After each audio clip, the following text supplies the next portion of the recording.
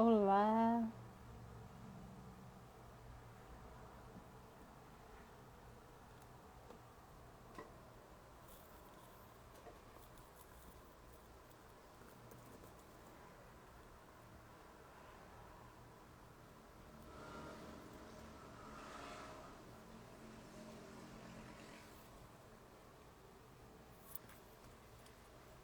olá, obrigado pessoal pela presença. Vamos só esperar aqui a professora Marisa entrar, tá bom?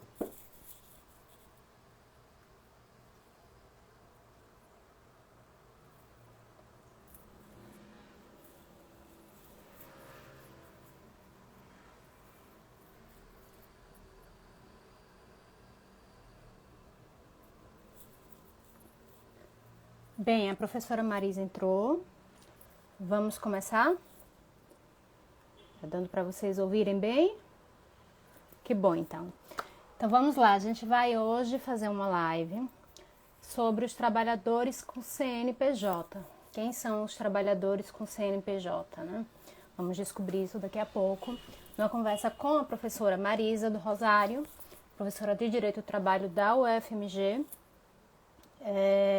E a gente vai debater um pouco sobre esse projeto que a gente está fazendo em parceria com a PUB, que é o Sindicato dos Professores das Universidades de Belo Horizonte, de Minas Gerais, desculpa.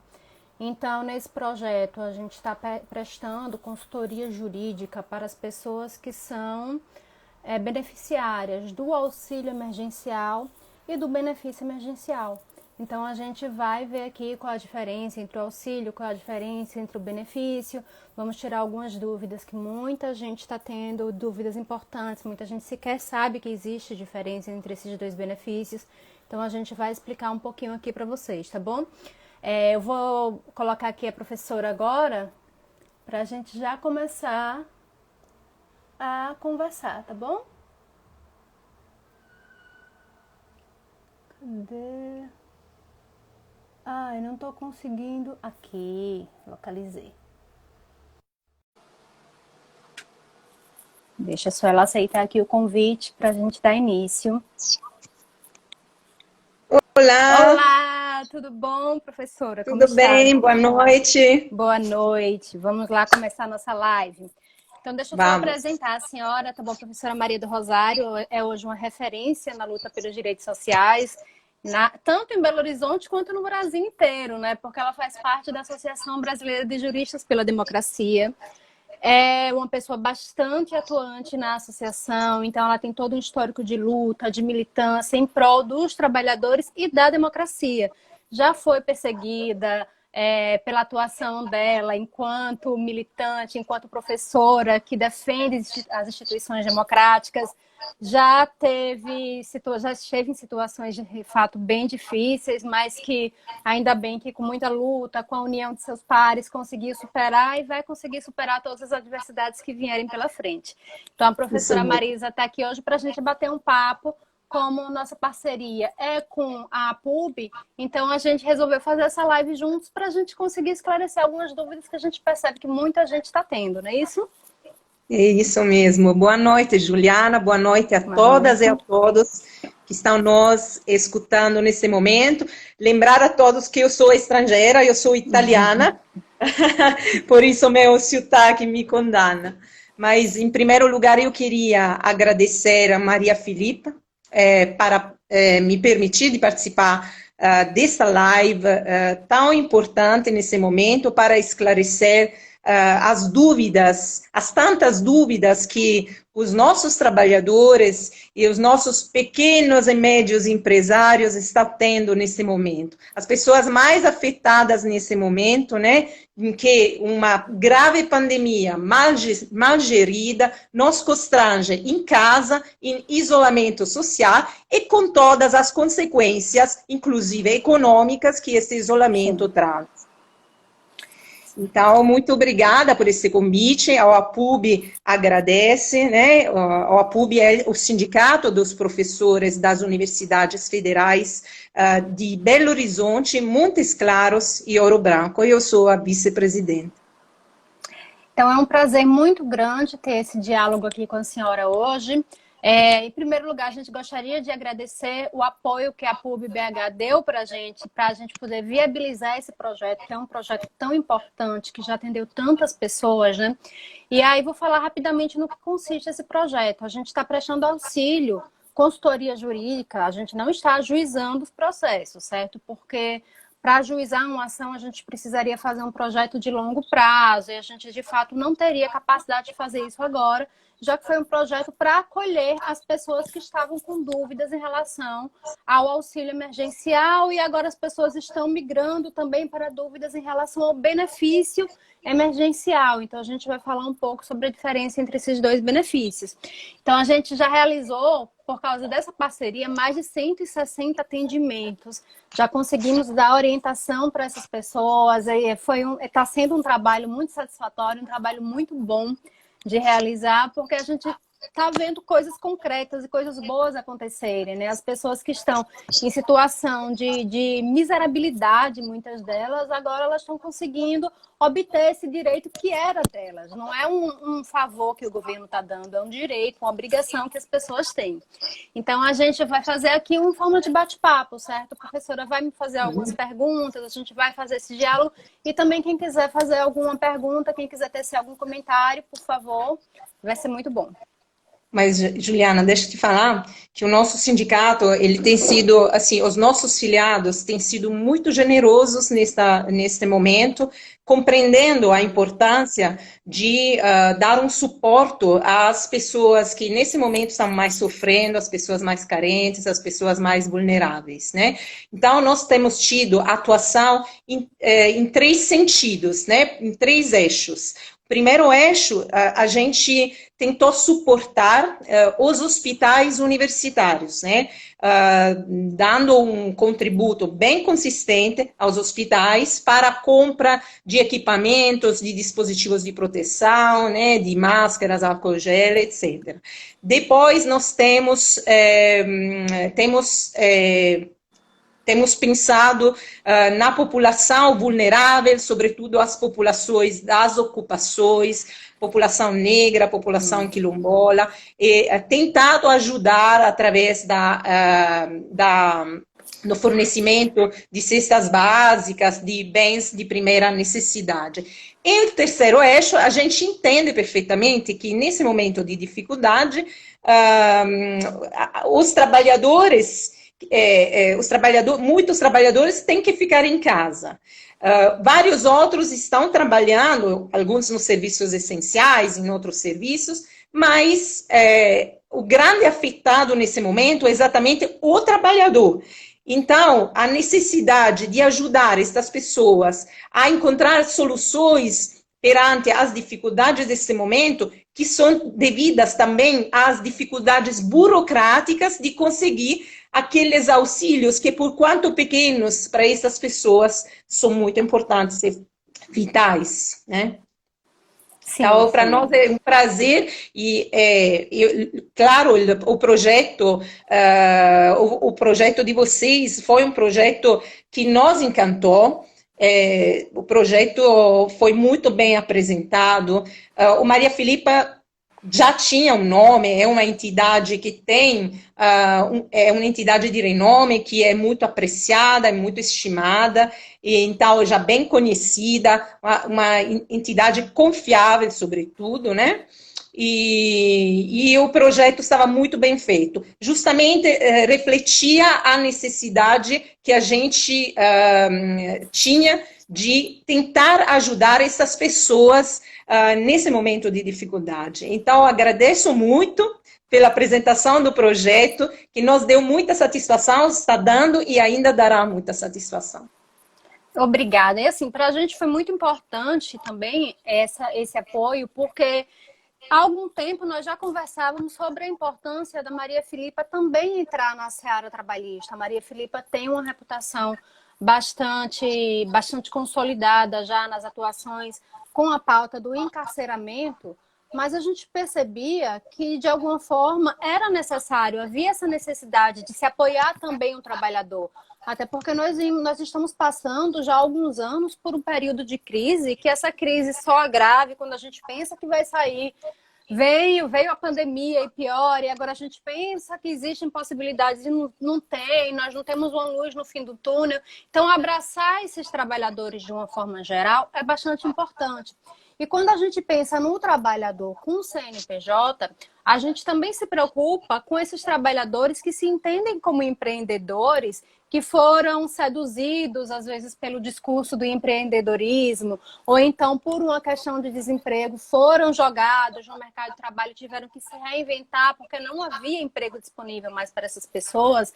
E essas pessoas começaram a abrir suas empresas, a desenvolver projetos, e muitas vezes elas estavam observando apenas o lado bonito disso, né? Aqueles coaches de empreendedorismo, todo aquele discurso sedutor de ser o seu próprio patrão, mas elas não estavam... Desejo de liberdade, né? O grande desejo, a grande utopia. Exatamente. E aí essas pessoas não tinham a consciência de que empreender não é fácil. Nós hoje somos um dos países do mundo com o maior número de CNPJs. Mas nós não somos um país de empreendedores. Nós somos um país de desempregados e endividados. E é muito difícil você se ver como empreendedor nesse cenário. Então, a grande pergunta é, e aí? O que é que vão fazer por essas pessoas que também são trabalhadores? Eles não são empresários. É bom a gente Juliana, deixa eu te falar, porque apesar de eu ser a professora, né, e normalmente eu faço palestras, etc., hoje eu estou no papel de mediadora e você é a advogada que resolve todas as dúvidas, né? Eu começaria com te perguntar, mas o que é um trabalhador com CNPJ? Essa é uma das perguntas mais comuns, né? A gente fala tanto com facilidade dessas questões, mas vamos explicando com palavras fáceis o que é um trabalhador com CNPJ. Para a gente entender primeiro o que é um trabalhador com CNPJ, eu vou tentar fazer de uma forma bem mastigada o que é empresa, certo? Aqui no Brasil, a gente adota a teoria italiana, inclusive, que é a teoria de empresa. Então, só é considerado... O empresário não é aquela pessoa que abre a sua empresa. O empresário é quem realiza uma atividade de empresa. O que é uma atividade de empresa? É uma atividade com alta complexidade. Então, aquele rapaz que colocou a sua banquinha de cachorro-quente para perder o emprego e colocou a sua banquinha de cachorro-quente, ele não é um empresário. Nem no sentido da lei ele é considerado empresário. Tanto é que quando ele quer registrar a sua empresa, porque ele precisa de crédito, ele precisa pensar numa previdência, a sua empresa, ele não registra na junta comercial. Ele vai para o registro civil de pessoas jurídicas. Você vê que até isso já existe essa diferenciação. Então, esse trabalhador, que é justamente aquele trabalhador que precisou tirar um CNPJ, o Marcelo colocou aqui, é uma aberração da pós-modernidade. É uma aberração da pós-modernidade, mas infelizmente é uma aberração que a gente está tendo que lidar com elas, não dá para fechar o olho para isso. Então, a gente tem que pensar em como proteger essas pessoas. São justamente aquele trabalhador que não tem vínculo empregatício, mas ele também não é um empresário, ou então aquele pequeno empresário que, de fato, constituiu a sua pequena empresa, sua lojinha, abriu uma confecção, ou abriu um restaurante. Aí, sim, a gente pode dizer que ele realiza uma atividade de empresa, mas ele é muito pequeno. Ele não consegue, ele não pode se entender como um empresário de sucesso, porque ele precisa estar lá todo dia trabalhando. E se ele não for trabalhar todos os dias, a empresa dele não vai para frente. Não é como esses grandes empresários que vivem de renda, que se quiser não trabalhar, eles não trabalham. Que quando tem as grandes crises, eles são os primeiros a serem socorridos. É o trabalhador economicamente dependente. Exatamente. A gente viu, por exemplo, durante esse período de pandemia, quem o governo socorreu primeiro? Socorreu os bancos, deu logo trilhões para os bancos, sob a alegação de que os bancos dariam crédito aos pequenos e microcomerciantes, aos MEIs, para que eles pudessem realizar suas atividades. O que é que os bancos fizeram? Não concederam esse crédito. Aí, o que é que o governo fez? Vamos ajudar, então, as pessoas físicas. Dar um auxílio de R$600 para que essas pessoas consigam estimular, aquecer a economia e sobreviver, né? Mas aí o que acontece? A Caixa Econômica não estava preparada para isso. E eles colocaram um aplicativo que muita gente não conseguia sacar o dinheiro, só conseguia comprar em supermercados conveniados. Quais eram essas redes de supermercados conveniados? As grandes, ou seja, mais uma vez não se ajudou a esse pequeno e esse micro. E só agora que o governo está lançando programas, houve dois programas que a gente vai falar um pouquinho mais na frente, para ajudar esses pequenos trabalhadores, esses trabalhadores pequenos empresários, microempresários ou empreendedores individuais. Então, a gente considera que esses são os trabalhadores com CNPJ. Juliana, e são muitas pessoas que ainda devem receber o pregresso? Valores que deveria receber antes foram pedidos e não receberam ainda? Então, existe hoje um problema muito grande que a Caixa Econômica fez um acordo com a Defensoria Pública da União, com o governo federal, com a data prévia, para que se houvesse um canal de reclamação para essas pessoas que não conseguiram receber o auxílio. Só que esse canal não foi implementado. Esse canal não está funcionando. Então está sendo muito complicado porque a Defensoria Pública ela está tendo que abraçar essas pessoas porque não tem nenhuma outra forma de se lutar por esse direito desse trabalhador. Então a Defensoria Pública da União ela não dá conta porque já é um órgão da administração pública que é negligenciado, não tem defensores públicos suficientes, não tem um corpo de trabalhadores, de funcionários, de servidores na Defensoria Pública da União que consiga atender essa demanda tão grande que está surgindo. E, ao mesmo tempo, é um valor do benefício muito baixo, que não dá para a gente... assumir essa demanda enquanto advocacia, porque é tirar dinheiro de pessoas que são muito pobres, muito miseráveis. Então, você tirar 20%, 30% de uma pessoa que está recebendo R$600, se for um advogado com consciência social, vai dizer, olha, eu não vou fazer isso, eu não vou tirar o pouco que você tem direito para receber meus honorários. E, infelizmente, a gente não está vendo isso, né? A gente está vendo que muita gente está pegando, houve uma denúncia para a gente que tinha uma determinada banca de advocacia até bem conhecida, que estava cobrando 50%. 50% de um benefício de R$600 para ajuizar essa ação. É um roubo. A gente tem aqui a nossa vice-presidente da OAB Sergipe, Ana Lúcia, acabou de entrar. Obrigada, Aninha, pela participação. Muito bom ter você aqui. E Juliana, e vamos detalhar um pouco quais foram, então, os impactos, né, que a pandemia acarretou na vida desses trabalhadores e quais são as medidas que o governo adotou para tentar proteger estas pessoas. Vamos ver um pouco quais são os auxílios, o auxílio emergencial, o benefício emergencial, qual é a diferença entre os dois. Veja, antes da pandemia, o Sebrae fez uma pesquisa bastante interessante para averiguar como é que estava sendo a sobrevivência dessas pequenas e microempresas, né? A gente teve um processo de crescimento do número de CNPJs de pequenas e microempresas até o ano de 2018. E depois disso começou a cair no ano de 2019 e agora no ano de 2020. Em contrapartida, o número de MEIs, quem são os MEIs? Os microempreendedores individuais, começou a crescer. Só que o Sebrae mostrou que antes da pandemia havia um número de 75% de pequenas e microempresas em crise. E depois disso... depois da pandemia, essas empresas que já estavam em crise, 62% delas disseram que, olha, a gente não está conseguindo, não tá dando conta, a gente não vai conseguir sobreviver à pandemia, não vamos conseguir ter capital de giro para custear nosso negócio, a gente não está tendo consumidor e vamos ter que fechar. Então, 88% dessas empresas viram o faturamento cair num percentual de 75%. Imagina, uma empresa que muitas vezes começou há 2, 3 anos, vê o seu faturamento cair em 75%, quando o lucro dessas empresas gira em torno de, quando dão lucro, gira em torno de 5, 10%. O resto é para pagar imposto, que a gente tem uma das maiores cargas tributárias de impostos do mundo para as pequenas e microempresas. Muito embora haja uma redução, se a empresa for optante do Simples, mas existe essa carga tributária muito elevada. A gente tem hoje que o Brasil é o país do mundo mais difícil para você conseguir abrir uma micro ou pequena empresa. Então, a gente tem essa dificuldade do trabalhador em abrir a sua empresa, tem a dificuldade de se manter, tem a dificuldade em encontrar conhecimento, encontrar cursos, encontrar encontrar experiências mesmo, pessoas para trocar essa experiência de forma gratuita, porque muitas vezes elas não têm condição de pagar um curso que é caro. A gente vê que o Sebrae tem aquele curso Empretec, que é um curso muito bom para o pequeno e microempreendedor, mas ele custa mais de R$ 1.000. Então, muitas vezes a pessoa pegou seu FGTS, o seu seguro-desemprego para tentar montar o seu pequeno negócio e não tem como investir R$ 1.000 em um curso para poder abrir uma micro e pequena empresa. Então, é complicado. Eles estão numa situação bastante complicada.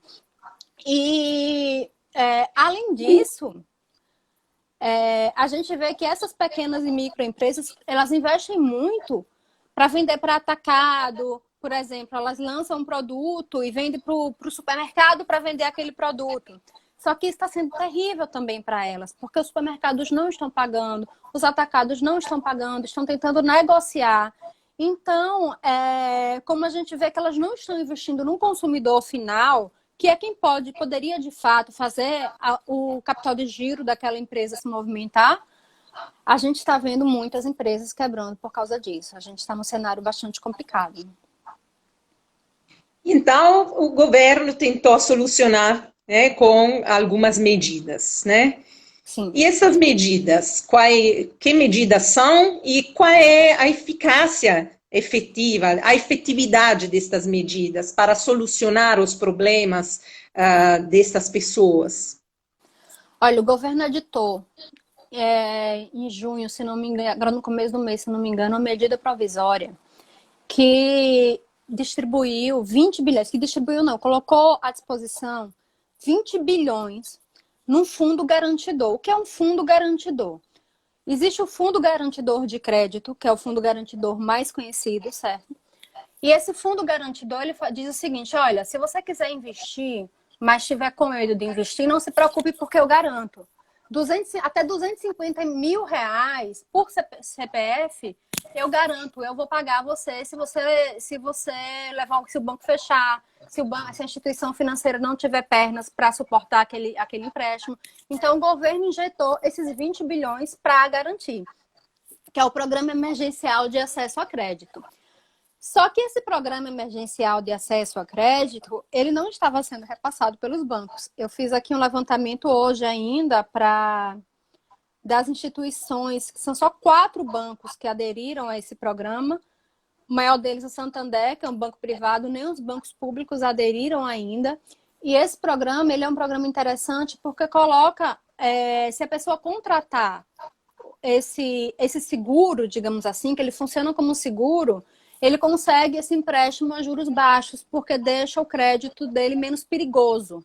Porque os bancos não estão emprestando dizendo, como é que eu vou emprestar para esse cidadão que perdeu 75% do faturamento da empresa? Ele não vai me pagar. Então, com esse programa, se o pequeno ou médio empresário aderir, ele vai ter esse seguro, esse calção do governo federal. É uma forma de garantir o pagamento. A gente viu que nos governos de Lula e Dilma houve bastante a prática da utilização desse seguro, né? O governo entrou como garantidor. Olha, pode emprestar dinheiro a essa pessoa porque eu estou aqui para segurar você se a pessoa não pagar. Eu vou garantir que você não vai quebrar pelo calote que ela te der. Então, o governo fez isso, mas infelizmente os bancos não estão aderindo a esse programa, não estão repassando esse dinheiro para os micro e pequenos empresários. Como se chama esse programa? É o Programa Emergencial de Acesso ao Crédito. Então, essa foi uma das medidas que o governo lançou. A outra medida que o governo lançou foi justamente o benefício assistencial. O que é esse benefício assistencial? É dizer para o pequeno ou médio empresário, olha, você não demite, bote esse funcionário, esse trabalhador na minha conta, que eu assumo ele por 2 meses, se você me garantir que depois desses 2 meses que eu assumi esse empregado, você não vai demiti-lo por mais 2 meses. Então, não se preocupe que essa conta eu pago, você não precisa nem pagar a contribuição previdenciária, ou seja, a empresa não paga nem o INSS, aquele trabalhador fica por conta do governo, para que a empresa possa, com esse dinheiro economizado, digamos assim, segurar um pouco mais a sua atividade comercial ou então investir isso no capital de giro. Então, é um programa que poucas empresas elas estão sabendo lidar. Por quê? Porque esse programa diz, olha, ou você pode suspender o contrato de trabalho, ou você pode diminuir a jornada do seu empregado e aí você diminui em 25, 50 ou 75%. Tem que ser esses índices, não pode ser mais ou menos, não pode ter uma negociação mais ampla, a negociação é só essa mesmo. E aí, em contrapartida, eu vou querer que você segure esse funcionário, que você não demita ele. Porque se você demitir, vai vir multa em cima de você e você vai ter mais dificuldade em contratar créditos, então não demita. E aí Marcelo está dizendo aqui que a burocracia é grande e pouca adesão. E é verdade, a burocracia para esse programa realmente está muito, muito alta. A burocracia em geral é muito pesada aqui no Brasil, né? Foi uma das questões com que eu mais lidei também quando cheguei aqui, é que me assustou por quanto é complexa e complicada, né, a burocracia. Sim. A gente vê que a gente importou muitas das práticas de direito comercial da Itália, porque a teoria de empresa da Itália é, de fato, uma das melhores e mais consolidadas teorias de direito empresarial do mundo, talvez seja a mais bem consolidada, só que a Itália passou por um processo de desburocratização que a gente não consegue passar por esse processo. O que a gente pode fazer para atrapalhar, para dificultar, porque, por exemplo, para você se cadastrar no bem, você precisa, primeiro, cadastrar o seu funcionário no e-social, depois entrar no site do Ministério da Cidadania para fazer a solicitação, indicar a conta. E quando essa pessoa recebe, muitas vezes não recebe pela conta indicada, vai receber pela Caixa Econômica Federal. Então, aquela pessoa tem que se deslocar até a Caixa Econômica Federal para sacar o seu dinheiro e às vezes não consegue sacar, só consegue movimentar através do aplicativo do Caixa Tem, que é um aplicativo que todo mundo já ouviu falar que não está funcionando, está terrível. Então, é bastante burocrático, sim, esse processo. Não está ajudando como poderia ajudar se, de fato, tivesse uma metodologia mais eficaz. Juliana, e o Pronamp? Quem então, tem direito? O Pronamp é um programa bastante interessante, certo? Porque ele vai conceder linhas de crédito para os microempreendedores individuais, os pequenos empresários e os microempresários.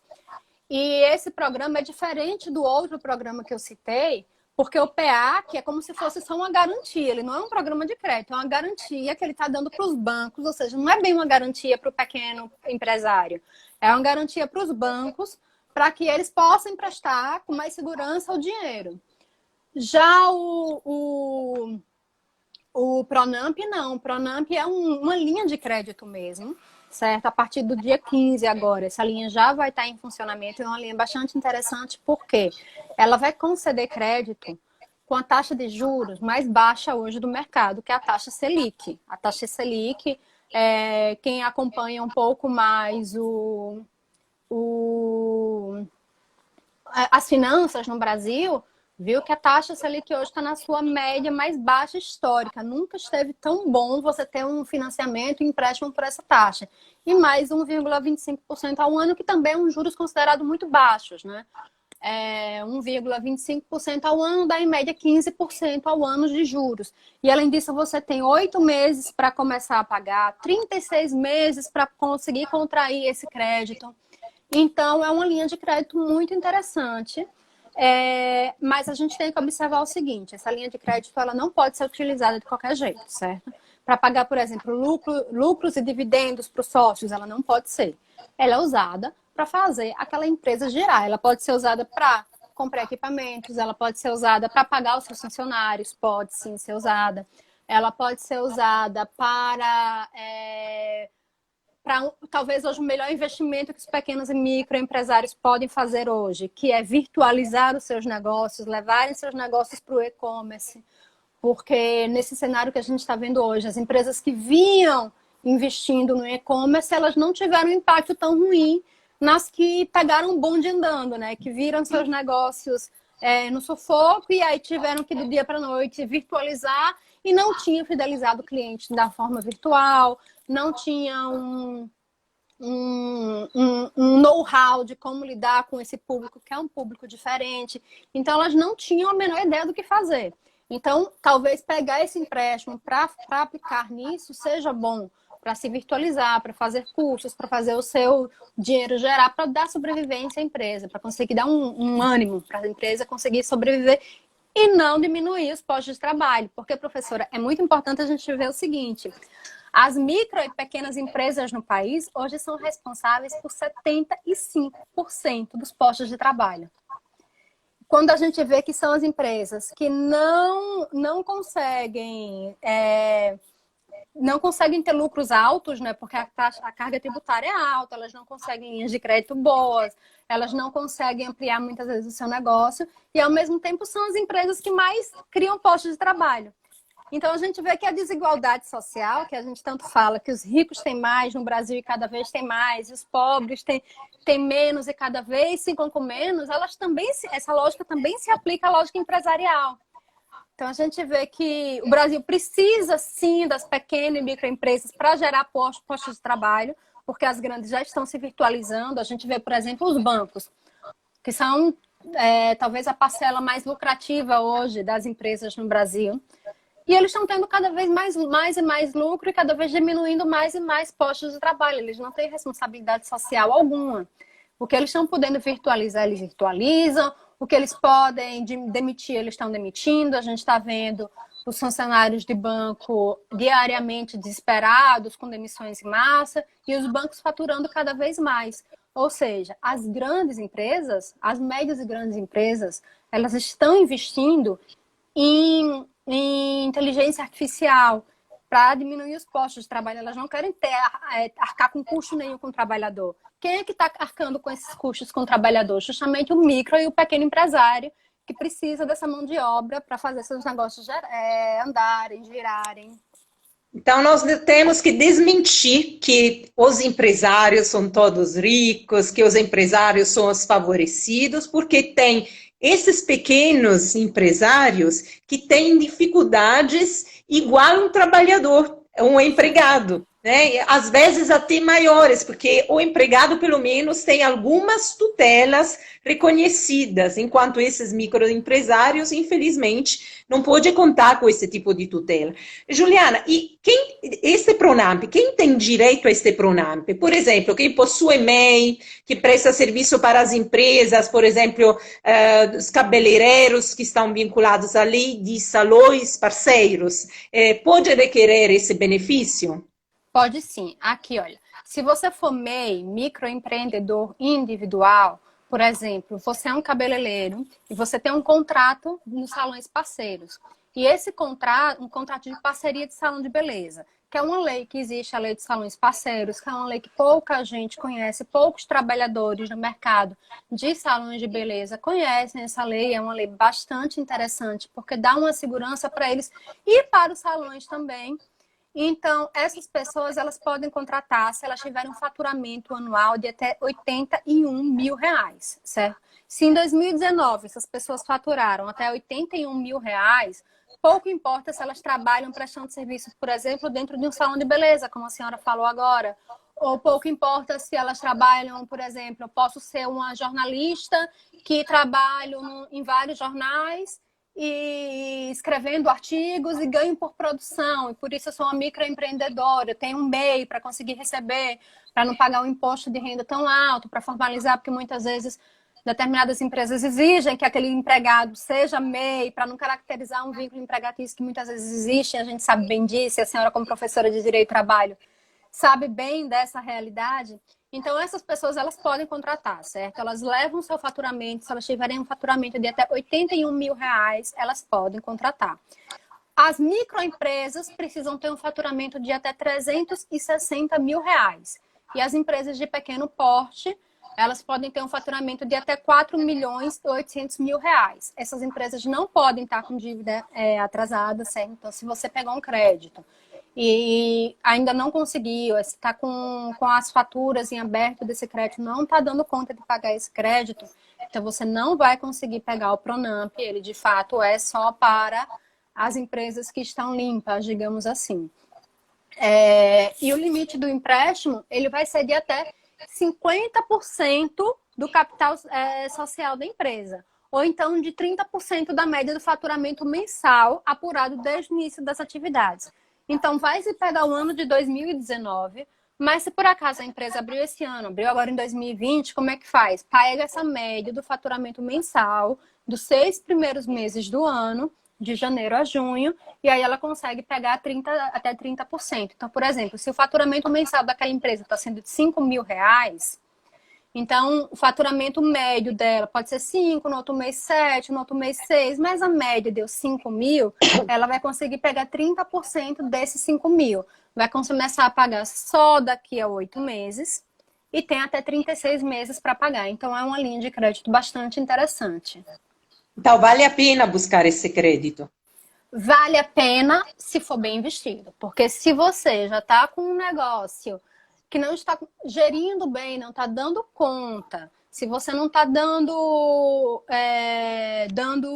novas nuances ao seu negócio, se seu negócio já vai mal, você não está conseguindo se reinventar no seu negócio, não adianta pegar essa linha de crédito e ficar mais do mesmo. Para acumular mais uma dívida, afinal de contas, é um crédito, você tem juros para pagar, e se não pagar, o banco pode ir lá e ajuizar uma ação contra você, e por causa disso você ter seu bem da sua empresa penhorado, e você pode acabar fechando sua empresa pela inviabilidade de tocar o seu negócio, então não vale.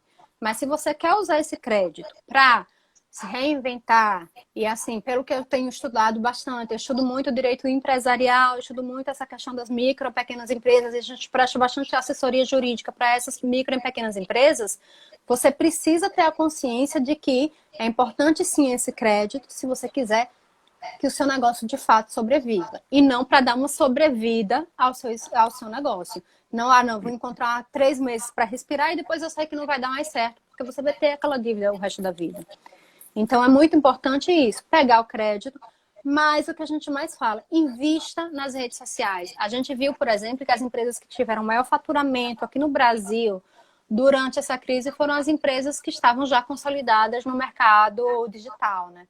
Por exemplo, o Magazine Luiza está batendo recordes de faturamento, a Amazon também está batendo recordes de faturamento, as pizzarias, lanchonetes que já estavam virtualizadas também estão batendo recordes de faturamento, não sofreram tanto com a crise. Claro que sofreram de maior ou menor grau, mas não inviabilizaram seus negócios. Então é bastante... Claramente. Quem já se preparou, quem já teve a possibilidade, né, de se informatizar, de fazer o salto, nesse momento, claramente, está conseguindo superar melhor esta fase de dificuldade. E agora, já antes era difícil para esses microempresários, né? E agora, como nessa fase de pandemia é possível que essas microempresas viabilizem seus negócios num momento de crise como esse? Já antes a situação era complicada, agora com a pandemia é tudo muito mais difícil, redução de consumos, necessidade de manter trabalhadores em casa, às vezes trabalhadores mais vulneráveis, né? E, enfim, como viabilizar seus próprios negócios nesse momento? Olha, o conselho que a gente pode dar é, primeiro estudem, certo? Não existe resposta pronta. Cuidado, tome muito cuidado com esses coachings, esses canais de internet que seduzem com o discurso do empreendedorismo, porque não é fácil. E eu não falo isso para desestimular ninguém. Não, é muito bom você se libertar, como a senhora falou, daquelas correntes que ainda amarram o trabalhador nos dias de hoje, né? A gente vê o trabalhador e o discurso de mais-valia de Marx nunca esteve tão atual. Vende a sua força de trabalho por muito pouco. E a sedução de que o dinheiro que vale o seu trabalho vai ser seu é muito interessante. Mas não adianta você se aventurar nisso sem estudo, sem de fato compreender. A gente vê que o Sebrae dá muitos cursos sobre empreendedorismo e é uma ferramenta que pode ser parceira, sim, do pequeno e microempresário. Conversar bastante com outras pessoas que estão nessa situação.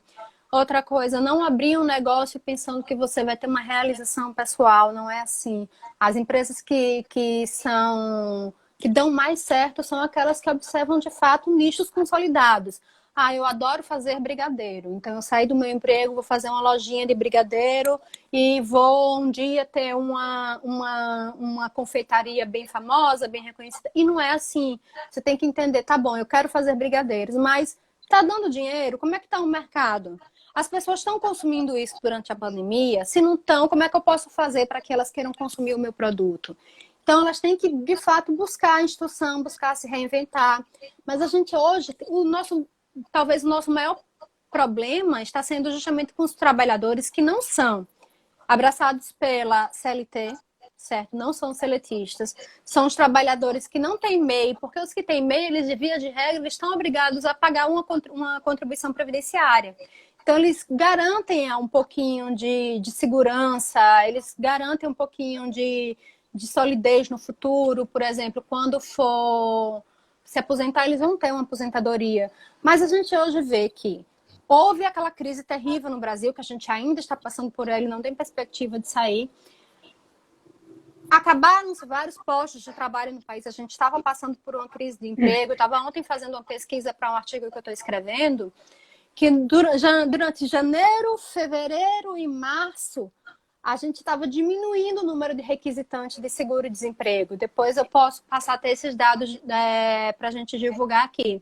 Então, a maior parte dos estados da federação estavam diminuindo o número de requisitantes de seguro-desemprego. Aí veio março e abril e esse número extrapolou. Houve estados que quase dobraram o número de requisitantes de seguro-desemprego em comparação ao ano de 2019, que já estava bem ruim. Então, o que é que aconteceu com essas pessoas? Foram para os aplicativos. E aí é que está o grande problema que a gente tem hoje no mundo do trabalho no Brasil. Essas pessoas não são MEI, porque Uber, iFood, James, nada disso exige que o funcionário seja MEI. Ou seja, baixa o funcionário não, porque eles entendem que não é funcionário, né? Que aquele trabalhador seja MEI. Então, basta que ele se cadastre no aplicativo, não teve foi ficha corrida, se enquadrou em determinados requisitos, então aquela pessoa pode trabalhar no aplicativo. Sem contribuição previdenciária, a gente viu ontem a paralisação dos trabalhadores desses aplicativos, sem CNPJ, sem carteira assinada. E aí? Essas pessoas sequer conseguem pagar uma linha de crédito como essa. E eles são trabalhadores também. Eles talvez hoje sejam uma parcela, junto com os profissionais da área de saúde, que mais trabalham no país hoje. E como é que fica como é que fica essas pessoas? O que é que o governo está fazendo por elas? Infelizmente, nada. A gente viu que nessas linhas de crédito, nesses programas, que de fato são programas que podem dar certo se forem bem aplicados, o governo sequer pensou nesses trabalhadores autônomos que estão aí jogados à própria sorte. Eu queria destacar uma coisa, né, que a gente já estava vivendo uma fase de crise econômica, financeira, política, inclusive, né, e que a solução que se encontrou para esta crise caiu nas costas dos trabalhadores, que foi a reforma trabalhista, a reforma da Previdência. Então, se disse com a reforma trabalhista que ela ajudaria a gerar mais vagas de trabalho, a flexibilização da relação de emprego, ajudaria a aumentar os lugares de trabalho, a reduzir o desemprego, mas nós temos visto que isso não aconteceu, né? Infelizmente, era um filme já visto, porque isso já, para mim, eu sou italiana, isso já aconteceu na Itália. As medidas de austeridade, elas sempre são utilizadas, né, para enfrentar a crise. A crise, normalmente, é solucionada tentando retirar direitos dos trabalhadores, como se os direitos dos trabalhadores fossem a causa da crise, né? Então, a gente viu no Brasil que isso não aconteceu. Aliás, o desemprego aumentou. Eu vejo agora muitas pessoas na rua. Eu não via tantas pessoas na rua, dormindo na rua, como nessa época. Então, os efeitos da reforma trabalhista e também da reforma previdenciária, que é mais recente, agora já se estão sentindo. Aí eu queria te perguntar, você acha que essas medidas que estão sendo agora utilizadas, que o governo vem tomando, elas podem impactar positivamente na oferta de empregos no país? Na oferta, não. Infelizmente, não. Eu penso que elas podem ter algum impacto, não positivo, mas assim, não tão negativo na diminuição dos postos de trabalho, do que já tem. mas dificilmente essas medidas podem impactar no aumento do número de postos de trabalho. Por quê? Porque não existe hoje nenhum programa sério, não existe hoje nenhuma discussão séria para facilitar a vida de quem mais emprega nesse país, que é o micro e o pequeno empresário. Então, não adianta o governo, olha, eu vou garantir assumir esse seu funcionário se você me prometer que você vai, pelo mesmo tempo em que eu assumir esse funcionário, você se compromete a não demiti-lo. Certo, mas eu quero tentar consolidar o meu negócio, eu quero aumentar o meu negócio. Ou então eu fui demitido agora por causa dessa crise, eu saquei meu FGTS, eu estou aqui com meu seguro-desemprego e eu quero tentar investir de alguma forma. Para até mesmo gerar um posto de trabalho novo. Mesmo que não gere diretamente, gera indiretamente. Porque aquela moça que decide pegar o seu FGTS e fazer os seus brigadeiros em casa, ela vai gerar, sim, posto de trabalho indiretamente. Por quê? Porque ela vai comprar a embalagem para colocar os seus brigadeiros, ela vai comprar os ingredientes, ela vai comprar o serviço da pessoa que vai fazer a entrega dos seus brigadeiros. Então, isso tudo acaba movimentando, aquecendo a economia. Isso não gera um emprego de uma forma direta, que pelo menos gera um emprego de uma forma indireta. Mas, infelizmente, nem isso a gente está tendo, porque os créditos que estão sendo postos não são créditos para pessoas que querem começar um negócio, são créditos que estão sendo postos para pessoas que já têm um negócio. A gente tem, por exemplo, a nossa advogada aqui, Fernanda. Fernanda tem uma microempresa, né? Ela tem um mini supermercado, ela vende alguns itens e tal. Então, esse benefício é bom para ela não demitir o funcionário que ela já tem. Mas ela não vai conseguir criar nenhum posto de trabalho a mais com esse benefício, por quê? Nós estamos vivendo uma crise, o governo não está dando assistência nenhuma para essas pessoas que mais empregam no Brasil. O grosso do dinheiro do governo está sendo dado justamente para as pessoas que menos empregam, as grandes empresas.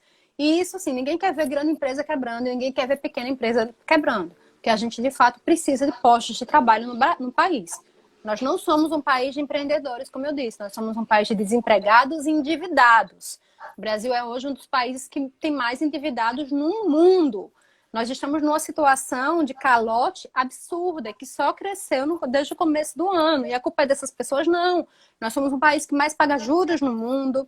Nós não temos educação financeira, nós não somos educados para saber lidar com o seu dinheiro. É diferente, por exemplo, e a senhora pode falar sobre isso melhor do que eu, na Europa, que as pessoas têm uma visão de consciência de cuidar do seu dinheiro, de não ser iludido pelo consumismo em excesso, tem que haver uma provisão, e muitos deles não têm essa provisão, mas é melhor do que aqui no Brasil. Sim, Talvez porque sim, a gente seja uma economia emergente e que durante muito tempo o brasileiro não teve poder de compra para nada. Então, até a década de 80, 90, a gente só veio poder aumentar o nosso poder de compra lá pelos anos 2000. Então, é como se tivesse aberto a porteira, como a gente diz aqui na minha terra, né? A gente estava preso, abriu a porteira e as pessoas compraram loucamente, estão se endividando e agora não conseguem pagar suas dívidas.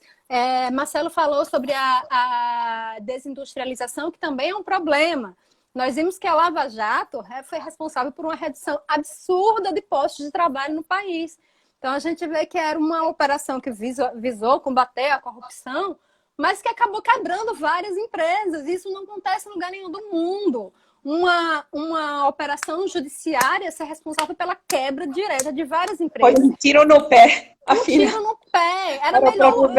Eu sei que o que eu vou falar agora pode parecer horrível, mas às vezes era melhor ficar com corrupção e manter os postos de trabalho, que pelo menos a economia não estava tão defasada como está hoje.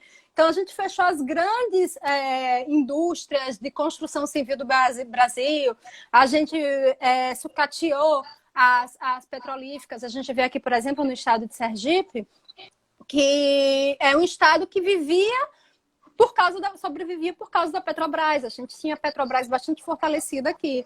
E quando houve a Lava Jato e houve todo aquele processo de desmonte da Petrobras, a gente está passando hoje aqui por uma crise terrível no estado. Porque as empresas terceirizadas, por exemplo, aquela moça que vendia os salgadinhos na Petrobras, ela teve que fechar.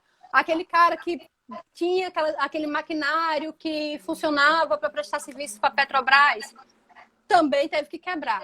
Vitor está falando aqui, de verdade, não foi um tiro no pé, talvez tenha sido um projeto. Não, realmente, tem razão, um projeto mesmo, né? E agora, essa situação que vai ainda ser prorrogada, né? Vamos dizer a verdade, esta situação de pandemia, ela foi muito mal gerida aqui no Brasil. Teve indicações diferentes em nível de União, em nível de estados, em nível de municípios, cada um gerando a coisa de uma forma diferente. E, por óbvio, o exemplo italiano e dos países que já enfrentaram essa pandemia anteriormente não serviu para nada. Porque o que, a meu ver, deveria ser feito aqui era fechar tudo, um mês inteirinho, fechar tudo, fazendo um grande sacrifício geral, todo mundo, né? Mas sair resilientes dessa crise. Agora não, o que acontece? Abre de novo, fecha de novo, nós não sairemos logo. E esses benefícios continuarão? O país está pronto à manutenção desses benefícios? Ou irão criar outras leis, né? Tipo a lei do orçamento de guerra, que supostamente vem para salvar os trabalhadores e de verdade vem para preencher os caixas dos bancos, né? Exatamente. E assim, a gente chegou numa situação, agora à tarde eu estava assistindo a um canal que eu gosto bastante, do Henri Bugalho, e ele falou algo que chamou a atenção. Os pesquisadores estão dizendo que o Brasil não tem mais solução, acabou. Não adianta mais fazer isolamento social, acabou. O vírus já se expandiu de um jeito que não adianta. Nós estamos numa situação de que vamos ter que partir para imunização de rebanho, se é que isso existe. Porque não se sabe nem se isso existe. E não adianta. E você vê que isso também faz parte da cultura do Brasil de não estudar, de não pensar, de não refletir. Porque se o pequeno microempresário tivesse, de fato, apoiado o isolamento social, em 2 meses, acabou. As coisas poderiam começar a voltar ao normal, como já aconteceu na Austrália, por exemplo. Mas não, as pessoas ficaram provocando, ficaram de picuinha, ficaram indo às ruas, e o vírus se propagando. É pior, porque vai se estender essa situação até o final do ano, ou quem sabe até mais. A gente vai ter que esperar a vacina. Não há mais o que se fazer no Brasil. Então, nós estamos, de fato, numa situação bem complicada, e a falta de noção de que os pequenos e microempreendedores são trabalhadores e fazem parte da classe trabalhadora também ajudou a propagar essa situação em que nós estamos inseridos hoje. Mas é importante que os microempresários entendam que eles são classe trabalhadora e que a luta dos empregados, a luta dos trabalhadores é a luta deles. Porque eles não podem competir com as grandes empresas, com as empresas capitalistas, com as multinacionais, né? Então, essa é uma lição que a gente tem que aprender. E acho que nesta fase, já a gente se havia para a conclusão, que eu sei que as lives não... Sim, tem uma hora. Tem uma hora, e assim, acho que nós podemos tirar vários ensinamentos, né, tudo que a gente está vivendo. Em primeiro lugar, a importância do trabalho, porque sem trabalho, assim, a gente descobre nessas situações a centralidade do trabalho, é o assunto mais discutido.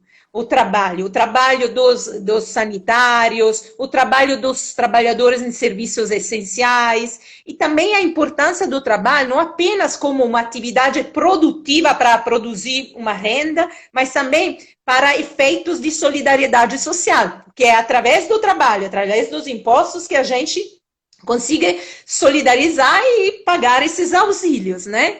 E, enfim, é a outra lição que para mim é fundamental, é que foi evidente com esta pandemia a importância que o Estado esteja presente na vida dos cidadãos. Nós não podemos pensar num Estado mínimo, porque nessas situações todos precisam do Estado. E aí vieram reduções de financiamentos para o setor da saúde, para o setor da pesquisa, para o setor da educação, e agora nós estamos sofrendo as consequências dessas cortes de verbas, né? Acho que são um pouco gerais, né? São consequências que repercutem não apenas em quem as sofreu, mas em toda a sociedade. Também os empresários estão sofrendo por causa disso, né?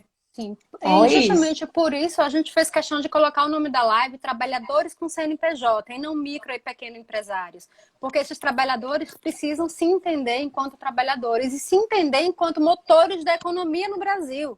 Porque são eles que sustentam o Brasil, não são as grandes empresas. São eles que geram emprego e renda no Brasil, não são as grandes empresas. Não é o banco o maior empregador do país. Os maiores empregadores são vocês, donos de lanchonete, donos de barzinho, donos de salão de beleza. Então, vocês precisam se entender enquanto força motora do país.